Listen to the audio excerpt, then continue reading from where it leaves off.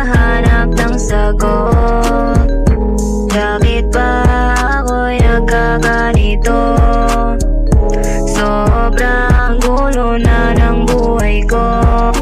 Di ko nga alam bakit nga ba ganito. Sa tuwing ako'y nag-iisa ay napatanong ako, ano ba aking kasalanan? Bakit nangyari ito? Sa tuwing ako'y ay masaya, pinapalitan agad ng bighati. Mga sakit na di ko na inintindi, pero patuloy pa rin sumasagi. Sa isipan parang ako yung mali, kasi parang walang nakaintindi. Dami kong sabihin sa utak ko lang nilihim. Mga pagtatampo hindi mabilang kong isipin. Mga luma na hindi mapipigilan. Sa tuwing nakakaramdam ng sakit, ganun na lang ba ulit? Iiyak na lang ba ulit? Nagkakasawa na kasi, shit. Ayoko nang maramdaman tulit.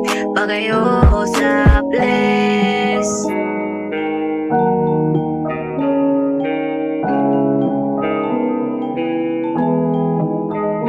Ang lungkot, di ko alam ako'y nalulungkot. Di makangiti sa kahanap ng sagot.